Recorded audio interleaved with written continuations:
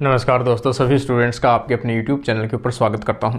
आज अपन डिस्कस करने वाले हैं एक पेपर का सॉल्यूशन जो RPSC संस्कृत विभाग के द्वारा जो सेकंड ग्रेड में पेपर हुआ था साइंस सब्जेक्ट में। उसमें से खास तौर से जैसे तीन सब्जेक्ट आते हैं, बायोलॉजी भी आती है, केमिस्ट्री भी आती है और फिजिक्स भी आती है। उसमें से आज अपन डिस्कस करने वाले हैं जो बायोलॉजी के क्वेश्चंस पूछे गए हैं वो किस लेवल के पूछे गए हैं, क्या उनका लेवल रहा है और किस प्रकार का टॉपिक, कौन से टॉपिक्स में से ज़्यादा पूछे गए हैं। तो सभी का सॉल्यूशन देख सकते हैं, उनकी आंसर की एक एक्सपेक्टेड आंसर की है वो भी अपन देख लेंगे। तो जो भी स्टूडेंट्स इस एग्जाम में बैठे हैं वो एक बार इस पेपर को जरूर देखें, अपने फ्रेंड्स तक जरूर शेयर करना है इस चीज़ को, ताकि कोई भी डाउट है तो भी आप लोग कमेंट सेक्शन में जाकर आप लोग देख सकते हो। क्वेश्चन नंबर पहला आप देखोगे, देखो ये सेकेंड ग्रेड जो आज हुई है 29/12/2024 को, उसमें सेकेंड ग्रेड के अंदर बायोलॉजी वाला पोर्शन देख रहे हैं। विच of the following is not a part of bile. Bile juice जैसे देखा जाए सिंथेसिस जो होता है लीवर के अंदर होता है, और सिक्रेट जो है स्टोरेज की बात करें तो स्टोरेज किया जाता है गॉल ब्लैडर के अंदर, और गॉल ब्लैडर से ड्यूडेनम जो होता है उसके अंदर रिलीज किया जाता है।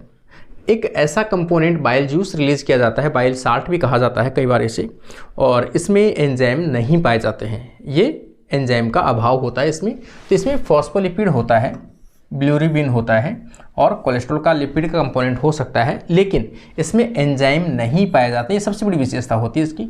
यहाँ पे एंजाइम लाइपेज दिया है जो इसका गलत है, मतलब इसमें एंजाइम जैसे कई बार पूछा जाता है ऐसा कौन सा डाइजेस्टिव सिस्टम है जिसमें एंजाइम नहीं पाया जाता है, तो जो बाइल जूस है उसमें एंजाइम नहीं पाया जाता है।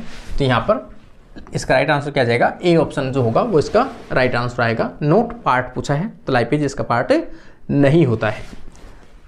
Which of the following animal have 3 chambered heart.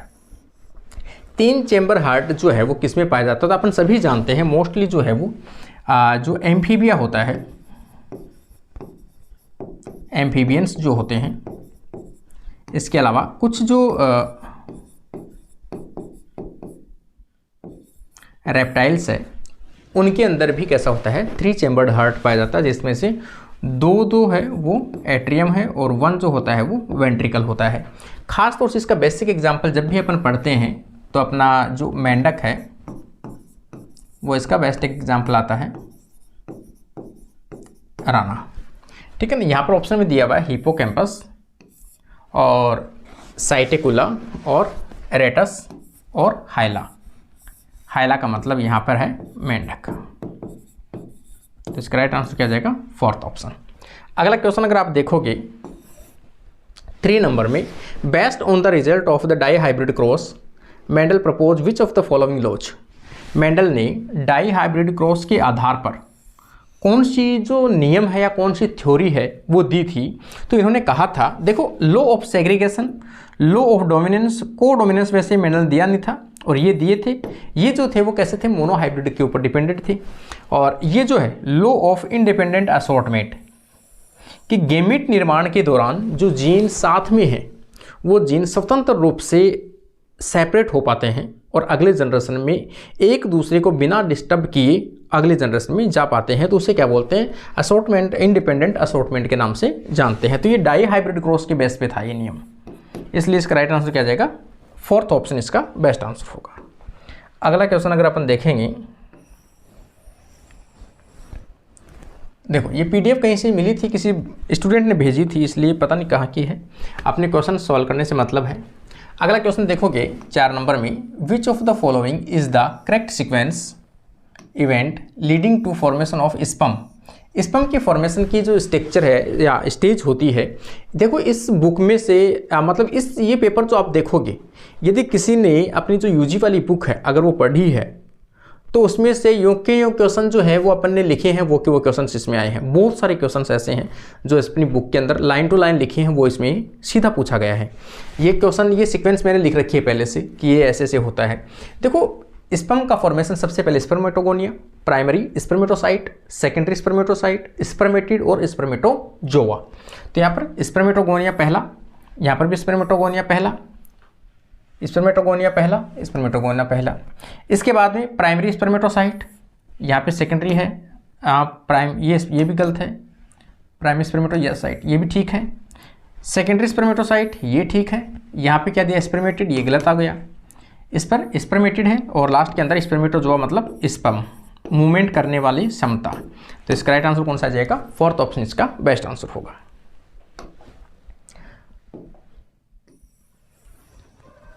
पांचवा नंबर का क्वेश्चन अगर आप देखोगे यहाँ पे, देखो which of the following is not, देखो part of innate immunity. Innate immunity का मतलब होता है कोई भी ऐसे बैरियर, कोई भी ऐसे केमिकल आपकी बॉडी के अंदर जो नेचुरल अवस्था में एनी टाइम रहता है, उसको एक्टिवेट करने की आवश्यकता नहीं हो, जन्मजात आपको मिलते हो। जैसे आपकी जो आमाशय है, स्टमक है, उसके अंदर एसिड का पाया जाना, अपनी आँखों के अंदर जो सलाइवा है, मतलब माउथ के अंदर अगर अपन देखेंगे सलाइवा है, आंखों के अंदर टीयर देखेंगे, उनके अंदर जो लाइसोजाइम एंजाइम प्रेजेंट होते हैं जो अपनी प्रोटेक्शन करते हैं। अपनी बॉडी के ऊपर जो स्किन पाई जाती है वो एक बैरियर के रूप में काम करती है। ये सभी जो हैं वो कैसे होते हैं, नेचुरल होते हैं, मतलब इनेट इम्यूनिटी प्रकार के हैं। और अगर बाहर से किसी भी प्रकार का इंजेक्शन देने के बाद अपनी बॉडी में कोई तीसरा कंपोनेंट बनता हो, वो कैसे होंगे, एक्टिव प्रकार के होंगे।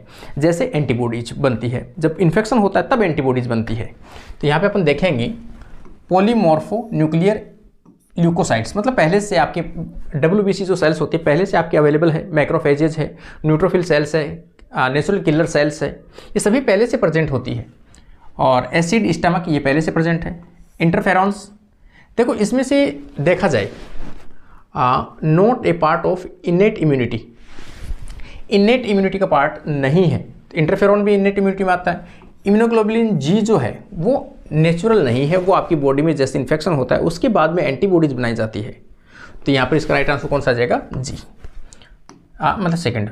Who first describe a living cell, living cells को सबसे पहले किसने बताया था, क्योंकि सबसे पहले देखो जो रॉबर्ट हुक है, इन्होंने सबसे पहले जो कोशिका की खोज की थी, जो प्लांट है, प्लांट के जो बार्क वाला पार्ट है उनके अंदर देखा था। इस प्रकार की स्ट्रक्चर इन्होंने देखा कि कोई चैम्बर जैसी स्ट्रक्चर जो है वो पाई जाती है इस प्रकार से, लेकिन ये सेल कैसी थी, डेड सेल थी, जीवित सेल नहीं थी। सबसे पहले अगर जीवित सेल का नाम कहीं आता है तो सबसे पहले लिवेन हुक ने बताया था कि जीवित कोशिकाएं पाई जाती है। इसका मतलब जीवित कोशिकाओं का सबसे पहले अगर अध्ययन देखा जाए तो लिवेन हुक को ही जाता है। हो सकता है ऊपर नीचे कोई ऑप्शन हो, लेकिन इसके अकॉर्डिंग, ऑप्शन के अकॉर्डिंग जो है लिवेन हुक ही ऑप्शन इसको सही बैठेगा। तो इसका राइट आंसर आ जाएगा थर्ड ऑप्शन।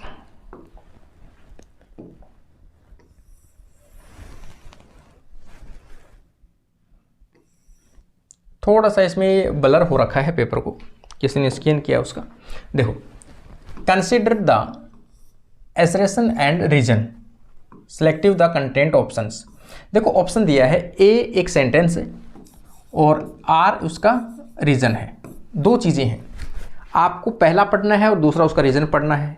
देखो, during the gel electrophoresis DNA molecule move toward the anode, anode की तरफ DNA मूवमेंट करता है। एनोड का मतलब होता है पॉजिटिव, एनोड की तरफ मूवमेंट करता है। The DNA molecule is a negatively charged, ये भी ठीक है, DNA नेगेटिव चार्ज है, इसलिए DNA क्या करता है, पॉजिटिव की ओर मूवमेंट करता है। तो जेल इलेक्ट्रोफोरेसिस के अंदर सही है, तो इसका दोनों सेंटेंस सही है, ए भी सही है, आर भी सही है और आर ए का रीजन भी सही है। इसका मतलब यहाँ पे सेंटेंस देखोगे, both correct, R is the correct assertion. तो यहाँ पे राइट आंसर कौन सा आ जाएगा, ए ऑप्शन इसका बेस्ट आंसर होगा। इसमें दिख नहीं रहा है, आप लोग देख लेना। इसका राइट आंसर वो होगा कि जब दोनों का ए और आर दोनों सही है और आर ए का रीजन भी सही है। तो ये देख लेना आप लोग सेंटेंस, इसमें क्लियर नहीं दिख रहा है।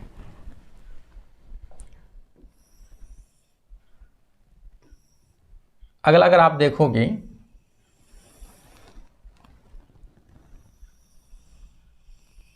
यहाँ पे 8 नंबर क्वेश्चन इसमें दिया है। देखो, what percentage of the earth land are do biodiversity hotspot covered.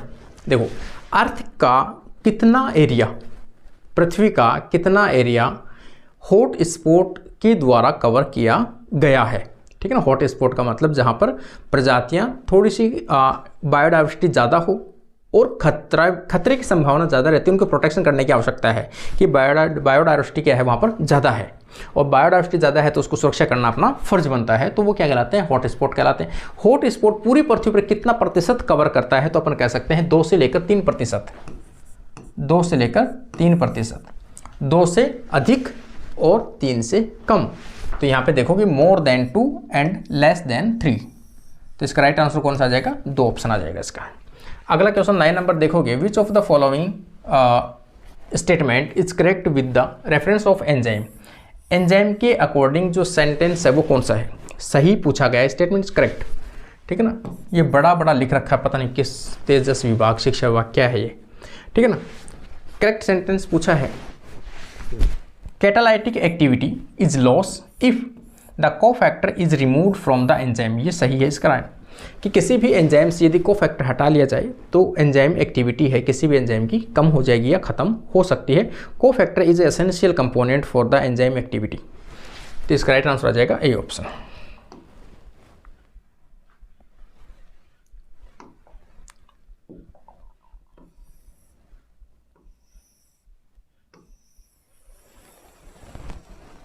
देखो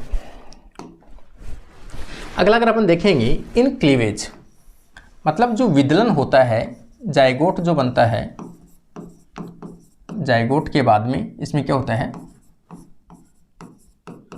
विदलन होता है, और विदलन में कोशिकाएं जो है वो समसूत्री विभाजन के द्वारा लगातार डिवीजन करती रहती है। नंबर में, संख्या में मतलब कोशिकाओं की संख्या बढ़ती जाती है, लेकिन उसमें उसकी साइज नहीं बढ़ती है, प्रॉपर उसमें एकदम विभाजन होता है। तो कैसे होते हैं, रेगुलर शेप विभाजन होती है। अर्ली डिवीजन आर इरेगुलर, जबकि कैसा होता है, रेगुलर होता है। अर्ली डिवीजन आर रेगुलर, सबसे पहले जहाँ क्लीवेज स्टार्ट होता है वहाँ पर एकदम फिक्स होती है, 1 से 2, 2 से 4, 4 से 6 आकृतियाँ, एकदम आकृति तो बनती नहीं है, एकदम नंबर संख्या बढ़ती है। लेटर डिवीजन आर इरेगुलर, इसका राइट आंसर कौन सा आ जाएगा, 4th option.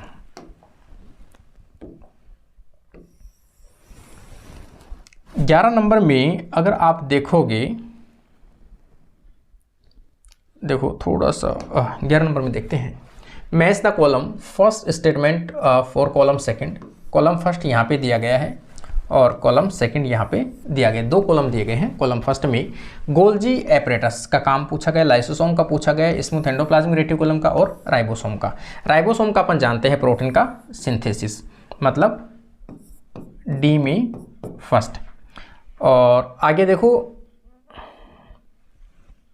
Synthesis of steroid, steroid का अगर आप देखोगे तो ये आएगा, इसका मतलब सी में सेकेंड, ये आ जाएगा। अब formation of glycolipid and glycoproteins, ये आ जाएगा गोल्जी एपरेटस, इसका मतलब यहाँ पर ए में थर्ड।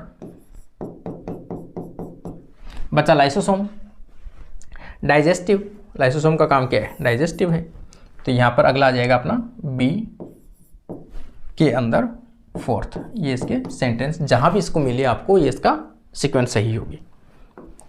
अगला अगर आप देखोगे,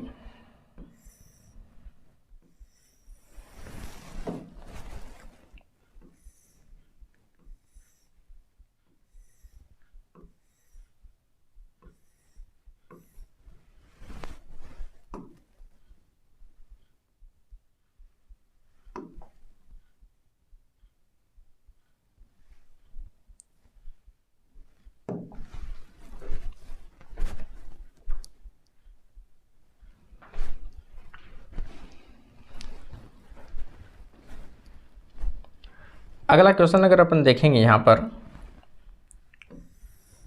देखो question number 12, consider the pathogen and disease.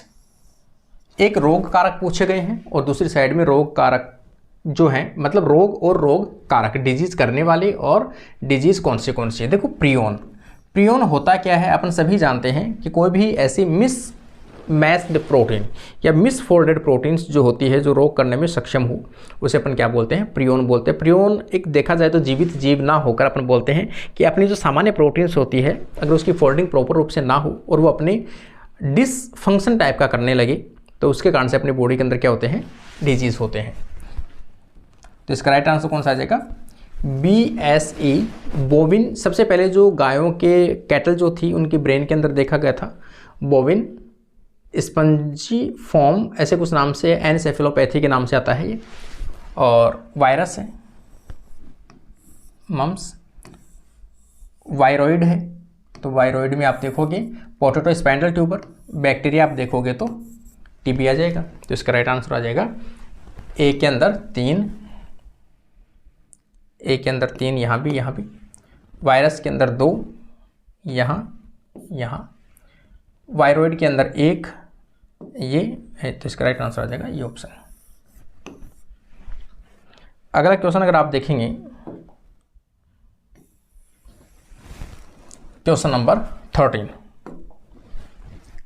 देखो, formation of the interfascicular cambium and court cambium from fully differentiated parenchyma is called, कि पहले से पैरेन्काइमा सेल्स जो होती है वो डिफरेंशिएटेड होती है कैम्बियम के अंदर, और कैम्बियम से क्या बन सकता है? पैरेन्काइमा सेल्स से क्या बन सकता है?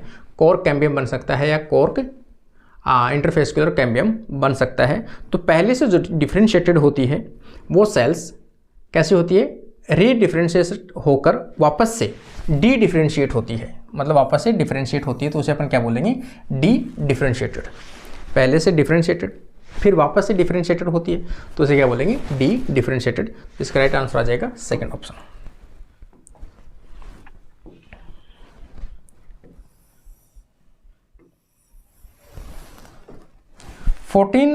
जो क्वेश्चन नंबर है, यहाँ पे आप देखोगे, consider the given statement, choose the correct answer.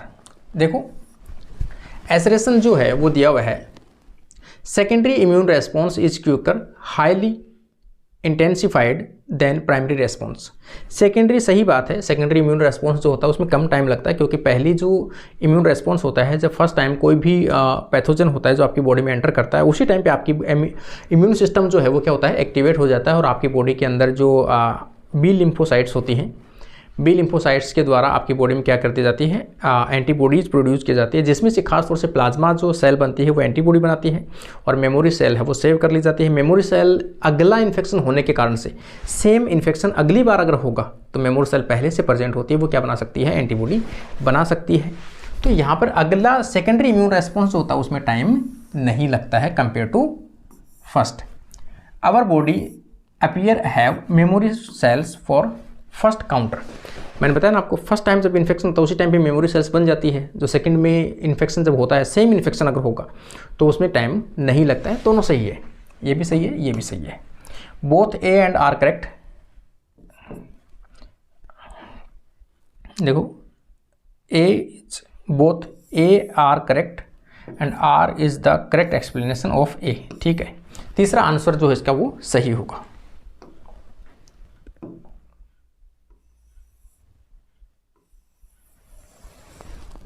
इसमें जो 15 नंबर क्वेश्चन है, यहाँ पे आप देखोगे, विच of the following statement is true for viroid. Viroid है क्या? नेक्ड आरएनए मॉलिक्यूल, ठीक है ना। वायरस में तो क्या होता है? कोट पाया जाता है प्रोटीन का, कैप्सिड का, कैप्सोमियर से बना हुआ है, लेकिन इसके अंदर कैप्सिड का आवरण नहीं पाया जाता है। सर्कुलर आरएनए मॉलिक्यूल हो सकता है जो किसी रोग को करने में सक्षम, क्या कहलाते हैं? वायरॉइड कहलाते हैं। It is have low molecular weight RNA genetic material, ठीक है। It has discovered by Beijerinck की इज स्मॉलर देन वायरस। ये तो नहीं है, क्योंकि इन्होंने तो जो टोबैको मोजेक वायरस का डिस्कवर किया था। इट लैक प्रोटीन कोट, ये भी ठीक है। तो इसका राइट आंसर ये और तीसरा, इसका मतलब पहला और तीसरा राइट आंसर होगा। इसका मतलब राइट आंसर क्या आएगा? इसका चौथा जो इसका सही आंसर होगा।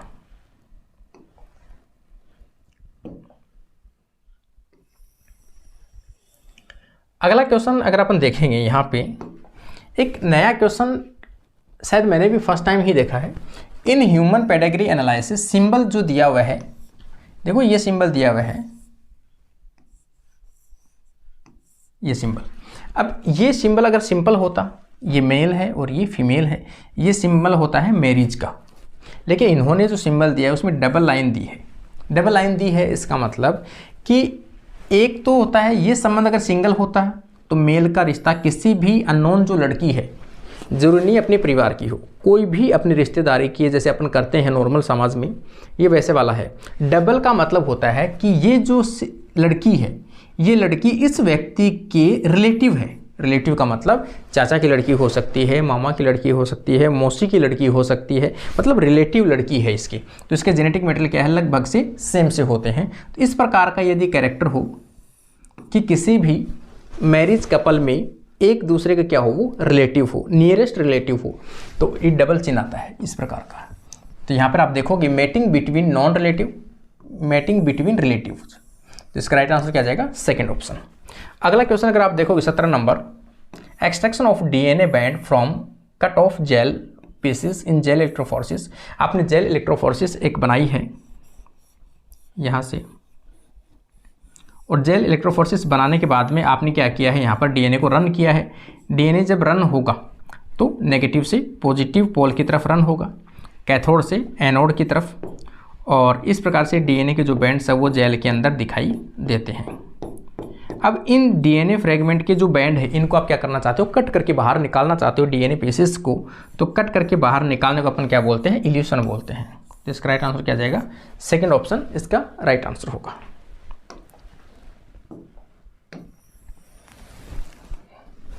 अगला क्वेश्चन जो है थोड़ा सा इसमें से कटा हुआ है, हालांकि देखो एक डायग्राम दिया गया है, ये वाला यहाँ पे देख लो, हिंदी के अंदर एक चित्र दिया गया है, इसमें से ए, बी और सी। देखो यहाँ पे तो बी दिया है, यहाँ पे सी दिया है, यहाँ पर ए दिया है। अब इसमें देखोगे बी, ये तो क्या है, फ्लोएम है, ये क्या है, फ्लोएम है, ये क्या है, जाइलम है, और ये क्या है, कैम्बियम है। इसका मतलब ए जाइलम, बी फ्लोएम और सी कैम्बियम। तो राइट आंसर कौन सा जाएगा इसका, चौथा जो है वो इसका राइट आंसर बैठेगा।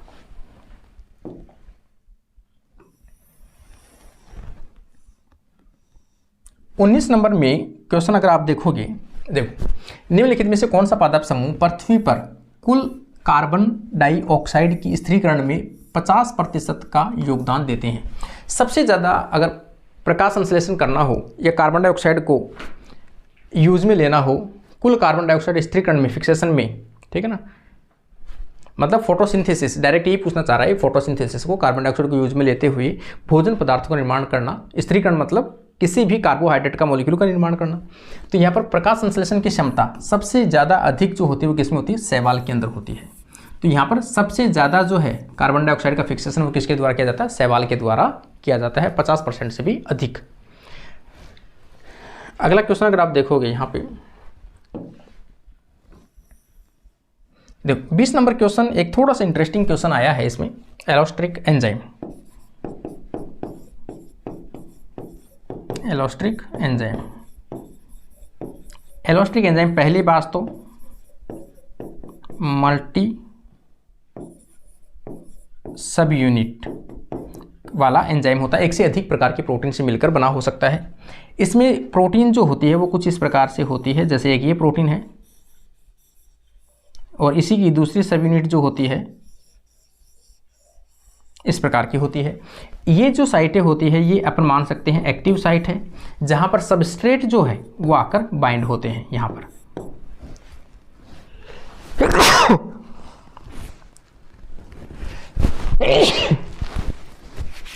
इसी के दूसरी साइड में यदि आप देखोगे इसके सब यूनिट के ऊपर, इसके ऊपर इनहिबिटर आके बाइंड हो सकता है और एक्टिवेटर आके बाइंड हो सकता है। मतलब ये जो है इसकी कैटालाइटिक यूनिट कहलाएगी सी, और ये इसकी रेगुलेटरी यूनिट कहलाती है। तो एलोस्ट्रिक एंजाइम में दो प्रकार की यूनिट पाई जाती है, कैटालाइटिक और रेगुलेटरी यूनिट। रेगुलेटरी यूनिट में भी दो प्रकार का हो सकता है, नेगेटिव का मतलब, इनहिबिटरी का मतलब नेगेटिव, और ए का मतलब प्लस, मतलब एक्टिवेटर का मतलब प्लस चिन्ह। तो इस प्रकार के होते हैं एलोस्टिक एंजाइम। इस सभी कंडीशन के कारण से एलोस्टिक एंजाइम है कभी भी माइक्लिन, ये कह सकते हैं अपन माइकलिस मेंटेन गतिकी का अनुपालना नहीं करते हैं, ठीक है ना। यहाँ पर मैकलिन मेंटेन जो है उसका अपन काइनेटिक्स अपन जो पढ़ते हैं, यहाँ पर ये ग्राफ वाला वेलोसिटी का ये ग्राफ शो नहीं करता है, वेलोसिटी और कंसंट्रेशन का। तो यहाँ पे आप देखोगे एलोस्टिक एंजाइम सभी उप इकाइयों के लिए एक ही विनिमय का स्थल होता है। कथन सही नहीं है, सही नहीं है। देखो इसमें पूछा क्या, सही नहीं है। ये माइकल मेंटेन की गति को अनुपालना नहीं करते हैं, ये भी ठीक है। सदैव एक ही प्रोटीन उप इकाई का बना होता है, ये एक ही प्रोटीन का तो कैसे बना सकता है, मैंने बताया ना आपको, एक से अधिक प्रोटीन का बना होता है। एलोस्टिक एंजाइम के सभी उप इकाइयों के लिए एक ही विनिमय स्थल होता है, ये भी नहीं होता है। इनमें से कौन सा कथन सही है?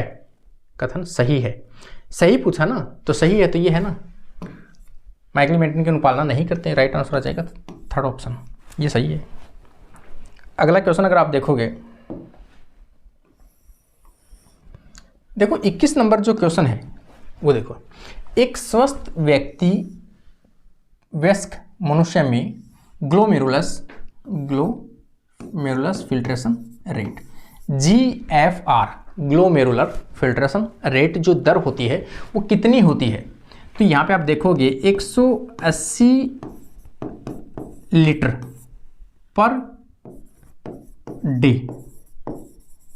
पर डे होती है, 180 लीटर। अब यहाँ पे देखोगे ये 1800 लीटर दिया है, ये भी गलत है, प्रतिदिन।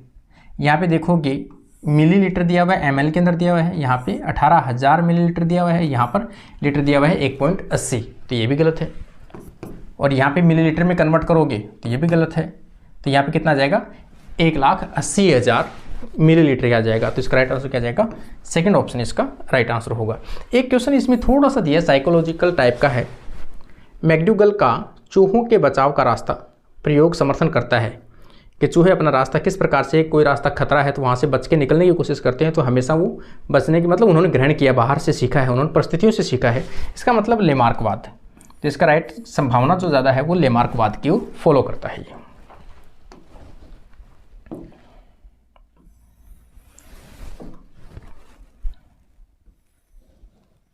देखो अगला क्वेश्चन अगर आप देखोगे 23 number, which statement is not true about the nerve cord in chordates.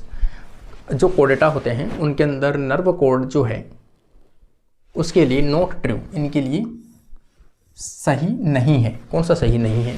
It is होलो, ये तो सही है, ये खोखले होते हैं। It is a ganglionated, it is located outside the coelom, it is located dorsal side, ये भी ठीक है। इसमें गैंग्लियन जैसी स्ट्रक्चर जो है ये गलत थोड़ा सा है। इट इज गैंग्लियोनेटेड, गैंग्लियोनेटेड नहीं होते हैं। तो इसका राइट आंसर आ जाएगा second option.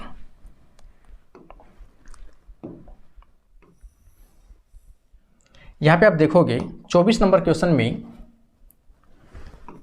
Which of the following statement is correct. इनमें से कौन सा स्टेटमेंट जो है वो करेक्ट दिया गया है? पहला देखोगे आप, इसमें से जलीय परितंत्र में अपरद खाद्य श्रृंखला ऊर्जा प्रवाह का महत्वपूर्ण साधन है। स्थलीय पारिस्थितिकी तंत्र में अपर्दन खाद्य श्रृंखला की तुलना में चारण खाद्य श्रृंखला द्वारा कहीं अधिक ऊर्जावान होती है। खड़ी फसल को जीवित जीवों की मात्रा या इकाई के क्षेत्र में सही मापा जाता है। ये सही मेरे अकॉर्डिंग सही बैठेगा। द स्टैंडिंग क्रॉप किसे कहा जाता है? कि खड़ी क्रॉप का जो बायोमास है, measure is a mass of living organism और the number in per unit, ठीक है ना। मेरे अकॉर्डिंग ये सेंटेंस सही आएगा स्टैंडिंग क्रॉप का, क्योंकि अभी अपन आंसर की देख लेते हैं एक बार, एक्सप्लेन करने में टाइम काफ़ी लग रहा है इनमें। 25 नंबर में देखोगे, सिलेक्ट द इनकरेक्ट स्टेटमेंट।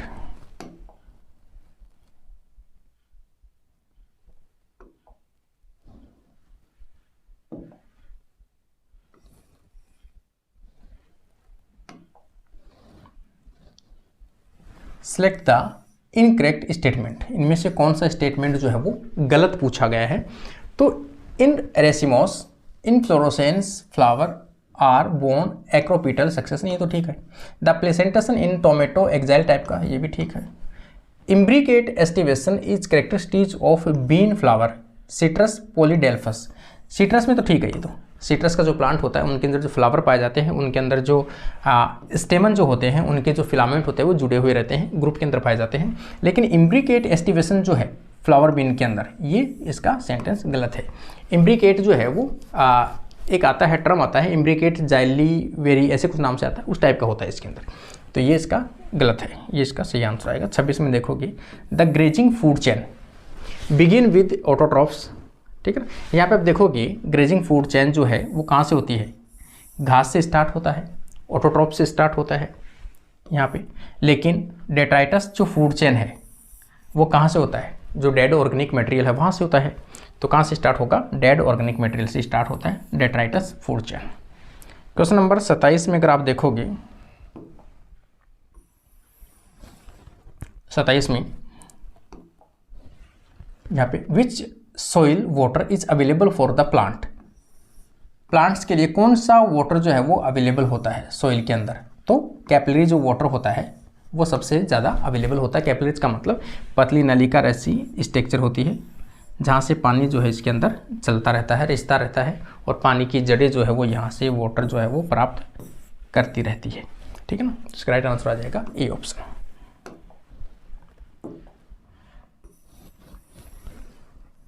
देखो यहाँ पे ये भी एक थोड़ा सा इंटरेस्टिंग क्वेश्चन पूछा गया है। Which plant growing regulator is used to fast malting process, मतलब प्लांट की जो नोड इंटरनोड होते हैं,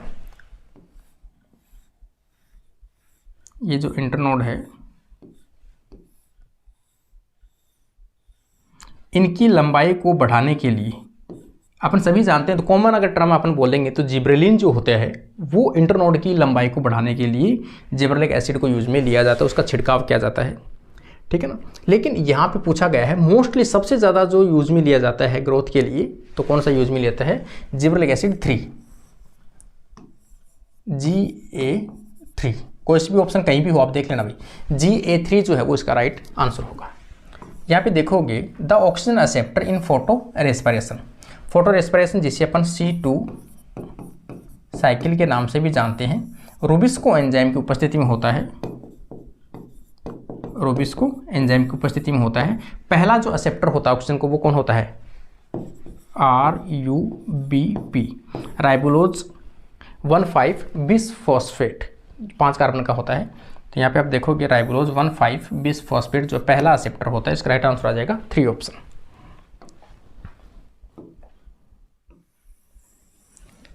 अगला अगर आप देखोगे यहाँ पे विच statement is wrong for Krebs cycle, Krebs cycle के लिए कौन सा स्टेटमेंट जो है वो गलत दिया गया है। The cycle start with the condensation of acetyl coenzyme with pyruvic acid, ये गलत है।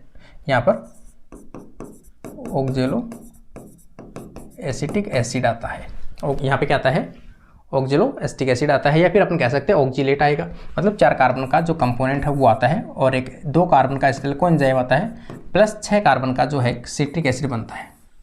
यहाँ पर ये सेंटेंस गलत है, यही पूछा होगा रॉन्ग स्टेटमेंट, पहला इसका गलत है, ठीक है ना। अगले सभी सही है। इसके अंदर 3 NADPH2 बनते हैं, 1 FADH2 बनता है, कोएंजाइम 2 इसमें GTP बनता है, ठीक है।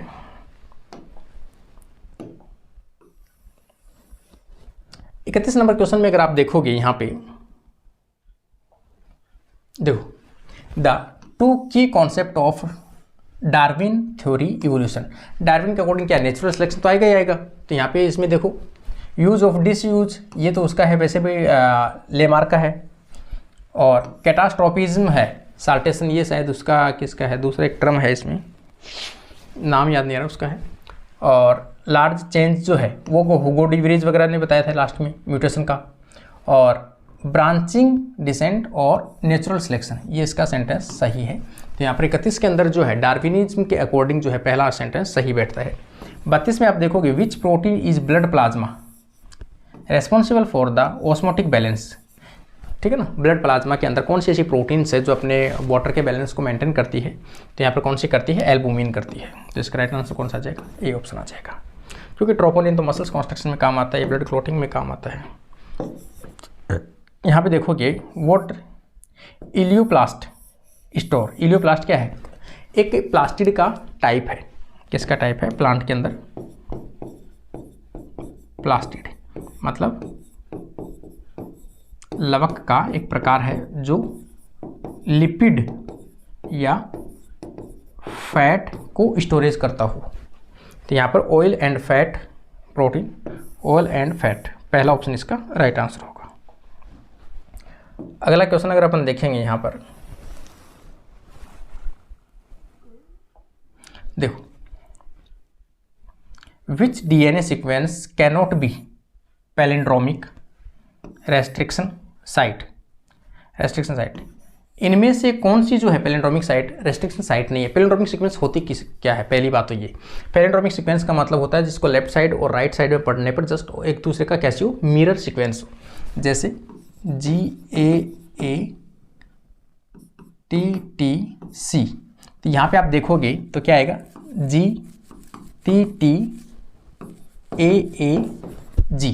तो इधर से पढ़ लो चाहे इधर से पढ़ लो, इधर से पढ़ लो चाहे इधर से पढ़ो, दोनों कैसे हैं? एक दूसरे की मिरर है। इसका मतलब ये क्या होती है, रेस्ट्रिक्शन एंडोन्यूक्लियस एंजाइम के लिए रेस्ट्रिक्शन साइट होती है। इस साइट को क्या बोलते हैं? पैलिंड्रोमिक सीक्वेंस बोलते हैं। ये क्या कहलाएगी? पैलिंड्रोमिक सीक्वेंस कहलाएगी। तो इनमें से कौन सी नहीं है?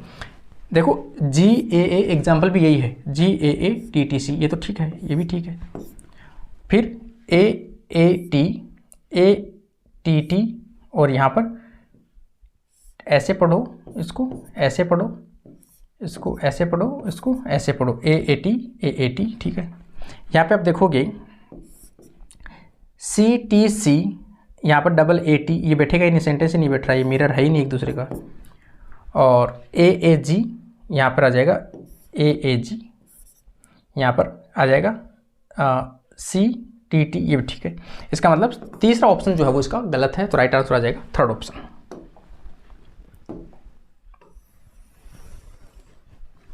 35 नंबर क्वेश्चन अगर आप देखोगे यहाँ पे, देखो, from the given feature how many are the associated with the facilitated diffusion. Facilitated diffusion कहते किससे हैं?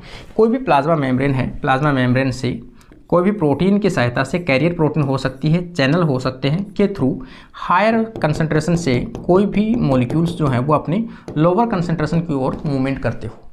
तो यहाँ पर पहली चीज़ तो एनर्जी की आवश्यकता नहीं पड़ती है, लेकिन मेम्ब्रेन के अंदर किसी प्रोटीन का होना जरूरी है, अपनी हाई कंसंट्रेशन से लो कंसंट्रेशन की ओर मूवमेंट करते हैं। तो इसके कौन से सेंटेंस जो है वो सही है? You feel transport, ATP dependent, highly selective होते हैं, ठीक है, रिक्वायर मेम्ब्रेन प्रोटीन, ये भी आवश्यकता पड़ती है, सेंसिटिव इनहिबिटर के द्वारा इनको रोका जा सकता है, along concentration gradient, high concentration to low concentration, मतलब 1 2 3 4, कितने सेंटेंस सही है? 4 सेंटेंस सही है। तो इसका राइट आंसर कौन सा जाएगा? Fourth option. ये पूछा गया है कि कितने सेंटेंस सही लग रहे हैं आपको, तो इसमें 4 सेंटेंस जो है वो सही लग रहे हैं। यहाँ पे आप देखोगे क्वेश्चन नंबर जो है 35 तक आ चुके हैं। आगे थोड़ा सा पेपर है वो चेंज करना पड़ेगा अपने को, क्योंकि क्वेश्चंस के बीच में फिजिक्स और केमिस्ट्री के क्वेश्चंस पूछे गए हैं।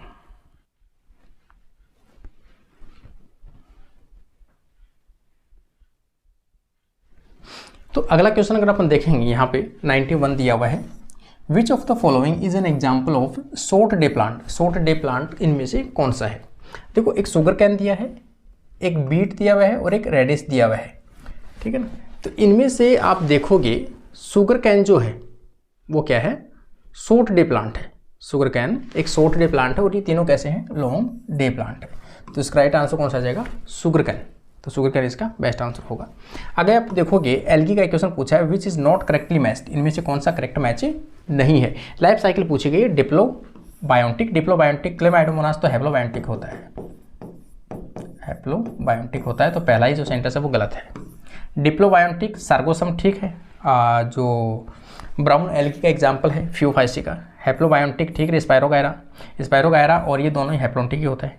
हैप्लोबायोटिक है यहाँ पर, हैप्लोडिप्लोबायोटिक जो होता है वो कौन सा होता है? बेट्राकोस्पर्मम होता है और एक पॉलीसाइफोनिया होता है। हैप्लोडिप्लोबायोटिक होता है, रेड एल्गी का एग्जाम्पल है। लेकिन इसमें जो नॉट करेक्ट मैच्ड है डिप्लोबायोटिक, क्लेमाइडोमोनास हैप्लोटिक होता है। ये इसका गलत आंसर होगा। अगला क्वेश्चन अगर आप देखोगे यहाँ पे, देखो एक एग्जाम्पल इसमें दिया गया है, ल्यूटेसी, कॉमनली नोन एज द सलाद, ये किसके रूप में याद में आती है? सलाद के रूप में खाया जाता है। मेंबर ऑफ फैमिली, किस फैमिली का सदस्य है? लेट्यूस, जिसे सामान्य रूप से सलाद के रूप में खाया जाता है, किसका सदस्य है? कौन सी फैमिली का? एस्ट्रेसी का। किसका सदस्य है? एस्ट्रेसी का सदस्य होता है। अगला क्वेश्चन 94 का देखोगे, विच of the correct sequence of DNA fingerprinting. DNA fingerprinting के लिए कौन से मेथड आप यूज में लेते हो? सबसे पहले कोई भी सस्पेक्ट जो होता है, जिसके ऊपर आपको डाउट है, उसका डीएनए सैंपल लेते हो। सबसे पहले डीएनए को आइसोलेट करो, छोटे छोटे फ्रेगमेंट के अंदर कन्वर्ट करो, छोटे मोटे फ्रेगमेंट्स को जो भी आपने कटिंग किए हैं डीएनए फ्रेगमेंट्स को रेस्ट्रिक्शन एंडोन्यूक्लियस एंजाइम की सहायता से, उसके बाद में उसको जेल इलेक्ट्रोफोरेसिस के ऊपर रन करवाओ। फ्रेगमेंट को उनके साइज़ के अकॉर्डिंग अरेंज करो। अरेंज करने के बाद में उसको नाइट्रोसेलुलोज जो फिल्टर है उसके ऊपर ब्लोटिंग करो। ब्लोटिंग के बाद में उसे जो प्रोब जो सॉल्यूशन है उसके साथ में हाइब्रिडाइज कराओ। ठीक है ना। तो यहाँ पर अपन सीक्वेंस देखेंगे। सबसे पहले तो आएगी डीएनए आइसोलेशन, ये तो आ जाएगी फर्स्ट, मतलब सी ऑप्शन। इनमें से सी ऑप्शन किसमें? इन दोनों में है। इसका मतलब इसको भी काट दो और इसको भी काट दो। अपने पास 2 ऑप्शन बच गए। डीएनए आइसोलेशन करने के बाद में आपको क्या करना है? उसको रेस्ट्रिक्शन एंडोन्यूक्लियस एंजाइम से कट करने हैं। सेकंड जो आ जाएगा बी आ जाएगा, तो सी और बी, सी बी इसमें भी है। उसके बाद में क्या करोगे?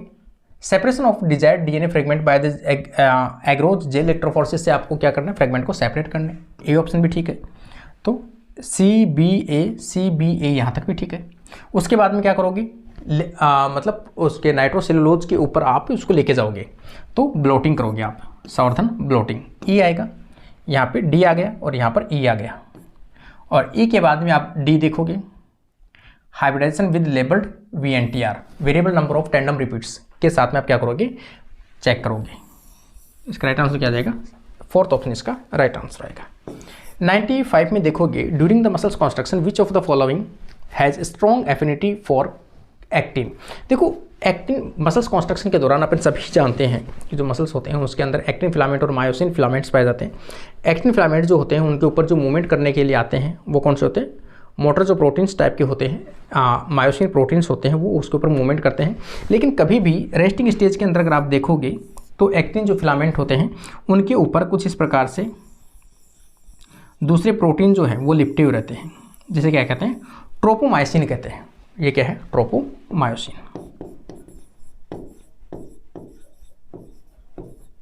ट्रोपोमायोसिन ये यहाँ पर बाइंड है, जो इसको मायोसिन को बाइंड होने से क्या करते हैं? रोकते हैं। ठीक है। अब ये जो ट्रोपोमायोसिन है इसको लॉक करने के लिए एक विशेष प्रकार की प्रोटीन पाई जाती है, जिसे क्या कहते हैं? ट्रोपोनिन कहते हैं। ट्रोपोनिन मतलब ट्रोपोनिन इसके ऊपर बाइंड है। अब ट्रोपोनिन के ऊपर 3 लॉक होते हैं। यहाँ पे देखोगे I, C और T। तो जो T है, ट्रोपोनिन T जो है, ये तो कैल्शियम बाइंडिंग होते हैं, ये इनहिबिटर बाइंड होता है, मतलब इसको रोक के रखता है। और T जो है वो क्या करता है? ट्रोपोनिन से भी बाइंड होता है और एक्टिन से भी बाइंड होता है। तो सबसे ज़्यादा जो टाइटली बाइंड है वो ये बाइंड होता है T। और इसको खोलने के लिए क्या चाहिए? कैल्शियम आयन की आवश्यकता पड़ती है। तो इसमें पूछा गया है muscles construction which of the following has strong affinity of actin. Actin के साथ में सबसे ज़्यादा स्ट्रॉन्ग एफिनिटी किसकी रखती है? Troponin I, troponin C, troponin T और सार्कोलेमा। सार्कोलेमा कैसे कहते हैं? जो प्लाज्मा मेम्ब्रेन होती है उसे क्या कहते हैं? सार्कोलेमा कहते हैं। यहाँ पे देखो इसका राइट आंसर क्या जाएगा? ट्रोपोनिन T आएगा। संभावना वैसे C की भी हो सकती है क्योंकि कैल्शियम बाइंडिंग इसको लॉक करके रखती है, लेकिन अगर पर्टिकुलर एक्टिन फिलामेंट के ऊपर कौन बाइंड हो रखा है तो सबसे ज़्यादा ट्रोपोनिन T जो है वो बाइंड होता है। एक्टिन पे भी बाइंड होता है और ट्रोपोमायोसिन के ऊपर भी बाइंड होता है। इसका राइट आंसर फोर्थ आ जाएगा।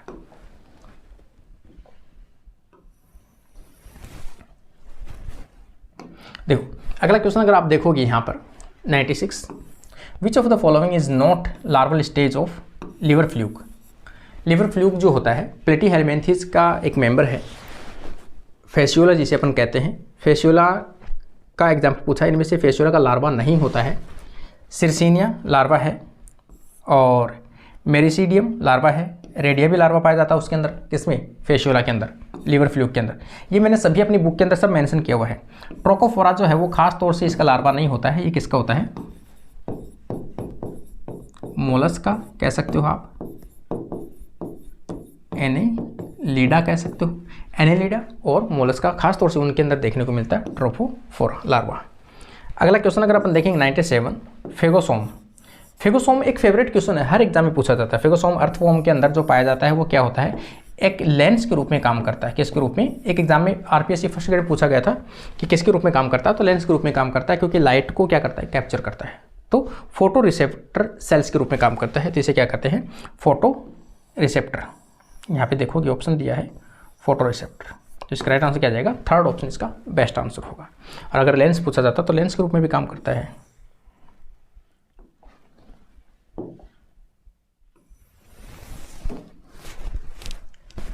अगला आप देखोगे यहाँ पे 98 में, select the incorrect statement about the plant nutrition. Plant nutrition के बारे में गलत सेंटेंस को पूछा गया है।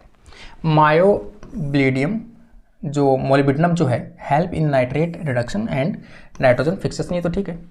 Manganese is a enzyme activating metal enzyme activity of metal enzyme of Krebs cycle. Krebs cycle के अंदर जो एंजाइम्स यूज में आते हैं उनकी एक्टिविटी के लिए मैग्नीज जो है वो काम आता है। जैसे अपन नॉर्मल देखते हैं सक्सिनेट डिहाइड्रोजिनेज, उसके लिए भी काम आता है। और zinc directly involve in synthesis of hormone indole acetic acid. Boron is essential for water splitting. Water splitting के अंदर एम एन मैग्नीज और क्लोरीन यूज में आता है, ना कि बोरोन। बोरोन जो होता है पोलन ग्रेन की जर्मिनेशन वगैरह उनके लिए काम आता है। यहाँ पे इसका राइट आंसर आ जाएगा फोर्थ, ये गलत सेंटेंस दिया गया है। 99 में देखोगे which type of placenta found in dog and cat, ठीक है ना। कुत्तों और जो गाय है उनके जो अंदर प्लेसेंटा या अपरा जैसे हिंदी में कहा जाता है, अच्छा बिल्ली दिया ना, डॉग एंड कैट के अंदर जो अपरा या प्लेसेंटा जो पाया जाता है किस प्रकार का होता है, जोनेरी प्रकार का होता है। किस प्रकार का, जोनेरी प्रकार का। तो इसका राइट आंसर क्या आंसर आ जाएगा, फर्स्ट ऑप्शन इसका राइट आंसर आएगा, जोनेरी प्रकार का। अगला क्वेश्चन अगर अपन देखेंगे यहाँ पे,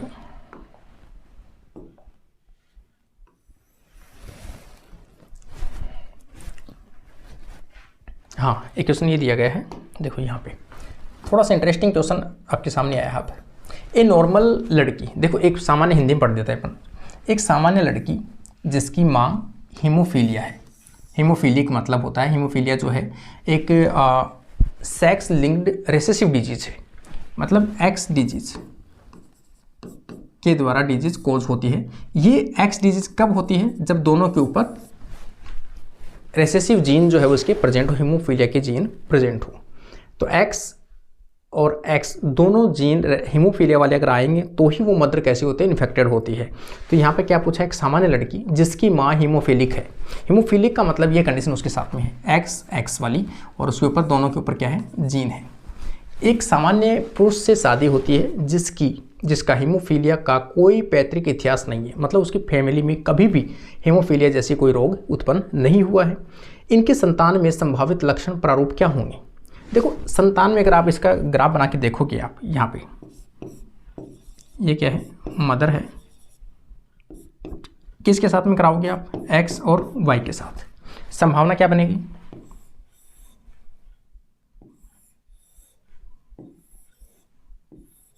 ये संभावना बनेगी एक्स एक्स, ये आ गया, ये नॉर्मल एक्स आ गया, इसके साथ में एक्स आ गया ये वाला, इधर से आ गया वाई आ गया, मतलब ये मेल क्या है, संक्रमित है।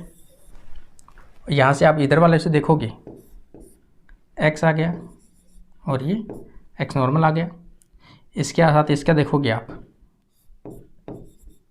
वाई। मतलब आप ओवरऑल आप ये कह सकते हो कि जो लड़के होंगे दोनों, वो दोनों क्या होंगे, हीमोफीलिया ग्रस्त होंगे, क्योंकि इनके पास एक ही एक्स जी, और वो एक्स कौन देता है, मदर देता है, वाई तो केवल वाई देता है। तो मतलब लड़के जो भी होंगे वो कैसे होंगे, रोगग्रस्त होंगे। हीमोफीलिया बेटा व वाहक बेटी, ठीक है ना। बेटी कैसी है, ये भी वाहक है, ये भी वाहक का मतलब कैरियर। रोग के लक्षण दिखाई नहीं देंगे लेकिन जीन उपस्थित है। अब इसमें क्या पूछा है, दिए गए विकल्पों में से उपयुक्त का चुनाव कीजिए। ये तो सेंटेंस ठीक है, बी वाला तो। अब इसमें देखो सामान्य बेटी तो कभी हो ही नहीं सकती, सामान्य बेटा भी नहीं हो सकता। सामान्य बेटा तो वैसे ही नहीं हो सकता। सामान्य बेटा इधर भी गलत है, ये भी गलत है, ये भी गलत है। ऑप्शन क्या बचे आपके पास में, बी और ए बचे हैं। हीमोफीलिया बेटा, ये तो है ही हीमोफीलिक बेटा, हीमोफीलिक बेटी हो सकती है क्या, हो नहीं सकती, कैरियर हो सकती है। लेकिन इसके अकॉर्डिंग सेंटेंस जो बैठेगा वैसे तो हालांकि ये डिलीट होने वाला ही है, क्योंकि हीमोफीलिक बेटी इसमें ऑप्शन ही नहीं है, ये हीमोफीलिक बेटी हो ही नहीं सकती। ये क्या हो सकती है, कैरियर हो सकती है, ये कह सकते हैं अपन, क्योंकि एक्स और एक्स, एक एक्स कैरियर है, एक एक्स नॉर्मल है, एक एक्स कैरियर, एक एक्स नॉर्मल है। तो ये सेंटेंस, वैसे यहाँ से ये सेंटेंस गलत है तो ठीक है। तो ऑप्शन के अकॉर्डिंग ए और बी जो है वो इसका राइट आंसर होगा, तीसरा ऑप्शन।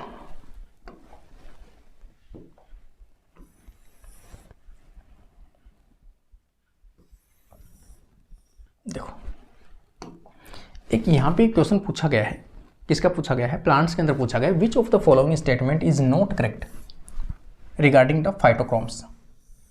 फाइटोक्रोम्स क्या होते हैं, प्लांट्स के अंदर लाइट को एब्जॉर्ब करते हैं और उनकी जो फ्लावरिंग जो है, वेजिटेटिव स्ट्रक्चर और फ्लावरिंग है, उनको मेंटेन करता है। Short day plant, long day plant, उन सभी चीज़ों को मेंटेन करता है। It has chromophore attach with the protein, ये तो ठीक है, क्रोमोफोर होते हैं और प्रोटीन साथ में अटैच होते हैं। इट इज़ ए प्रोटीन, ये भी ठीक है। It the chromophore absorb light and cause phytochrome response, ये भी ठीक है, लाइट को एब्जॉर्ब करके क्या करते हैं, फाइटोक्रोम रेड से फाइटोक्रोम फार रेड में कन्वर्ट होता है। Conjugation of double bond in chromophore induced by blue light, ये ब्लू लाइट का रेस्पॉन्स नहीं होता भाई, रेड लाइट और फार रेड लाइट से चेंज होता है। सेंटेंस फोर्थ इसका गलत है, क्योंकि नॉट करेक्ट पूछा है, गलत पूछा है, फोर्थ ऑप्शन इसका गलत आएगा। 102 में एंटीपोडल सेल्स, ये जो एम्ब्रियो सैक होता है, यहाँ पे जो एंटीपोडल सेल्स होती है 3, यहाँ पे जो पोलर न्यूक्लियाई आते हैं, ये एग होते हैं, ये दोनों जो होते हैं वो कैसे होते हैं, सिनर्जिड कोशिकाएं होते हैं। इनमें से पूछा गया है एंटीपोडल सेल्स आर एब्सेंट, नहीं पाई जाती है, which type of the embryo sac, कौन से एम्ब्रियो सैक के अंदर एंटीपोडल सेल्स नहीं पाई जाती है। तो दो में नहीं पाई जाती है, एक तो पीनिया टाइप और एक है प्लम्बेगो, दोनों के अंदर एंटीपोडल सेल्स नहीं पाई जाती है। तो इसका राइट आंसर हो जाएगा बी ऑप्शन।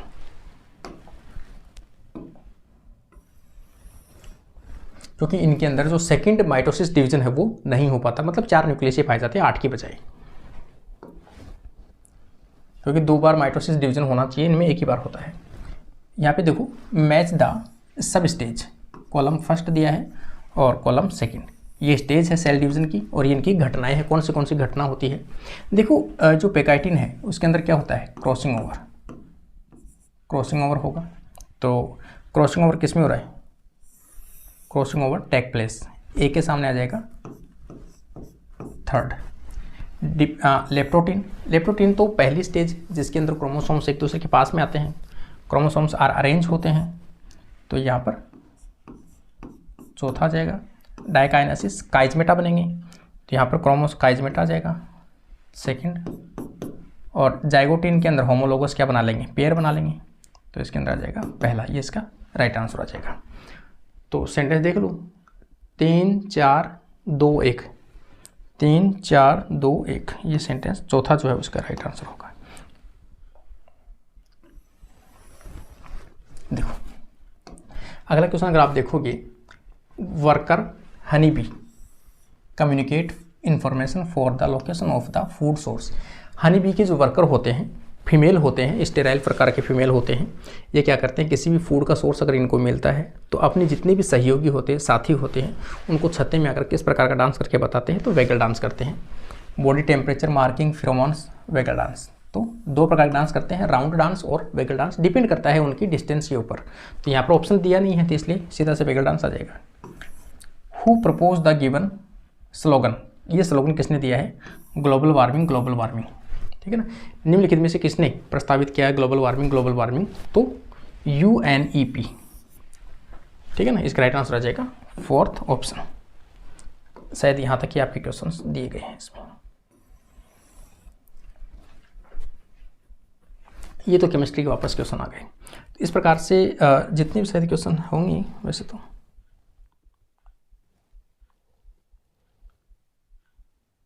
ये क्वेश्चन इसमें और आ रहा है शायद, ऐसे कोई क्वेश्चन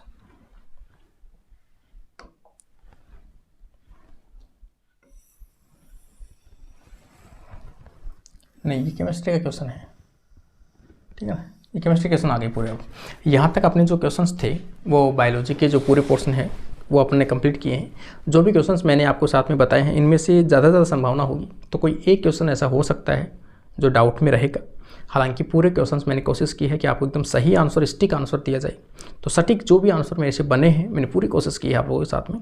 तो आप अपनी आंसर की है वो 100% मैच कर सकते हो इसके साथ में, किसी प्रकार की कोई भी त्रुटि नहीं होगी।